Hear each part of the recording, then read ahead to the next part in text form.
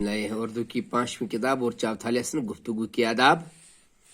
तो यहाँ पर लिखा है बात काटना, चुगलखोरी, यह है कलई खुलना, मलामत, और यहाँ बदगुमानी, ये कलई खुलना हो गया, हकीकत खुल जाना। हमेशा मुनासिब आवाज़ से गुफ्तगू किया करो, आवाज़ न तो इतनी धीमी हो कि सुनाई न दे और न इतनी सख्त कि सुनने वाले को ना गवर गुजरे। बोलने में इस कदर जल्दी ना करो कि दूसरे को बात समझ में ना आए, न इस कदर रुक रुक कर बोलो कि सुनने वाले का जी उगता जाए। जिस किसी से गुफ्तगू करना हो तो अव्वल अवकात और वक्त को देख लो। बात कैसी ही अच्छी या ज़रूरी हो, लेकिन औका या बेवक्त कहोगे तो ज़रूर बुरी मालूम होगी।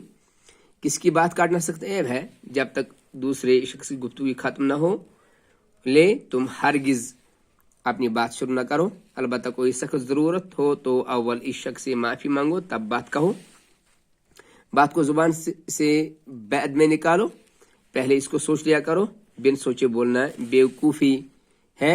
एक ही बात को बार बार कहना या एक ही लफ्ज़ को बार बार दोहराना ठीक नहीं है। तो अब मैं पेज नंबर 24 पे आऊँगा।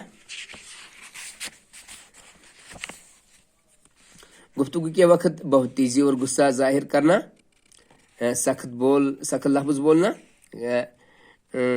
गिड़गिड़ाना, हाथ छोड़कर बात कहना, बेहयाई और मस्खरेपन की बातें जुबान पर लाना, अपने मुँह से अपनी तारीफ करना निहायत गैर शाइस्ता तरीका है, इससे हमेशा परहेज करो। ऐसी बातें लोगों के सामने बयान न किया करो जिनकी सच्चाई में तुमको खुद शक है। अगर इत्तेफाक से ऐसी बात कहनी पड़े तो इसके साथ ही अपना शक भी जाहिर करो।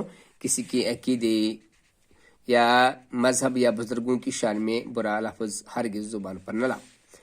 जब छोटों से गुफ्तगू करो तो नरमी और मेहरबानी से पेश आओ। गुरूर और शेखीन जताओ, कोई हकारत का लफ्ज़ बोलो। किसी को इसकी कसूर पर अलामत करनी हो तो इसे अकेले में ले जाकर समझाओ।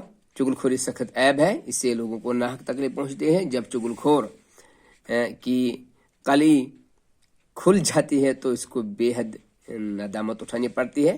चुगलखोरी यही नहीं कि एक की बात दूसरे को सुनवा दी, बल्कि किसी शख्स का कोई काम हो जिसके जाहिर करने से इसके दिल को तकलीफ पहुंचे, इसका जाहिर करना भी चुगलखोरी है।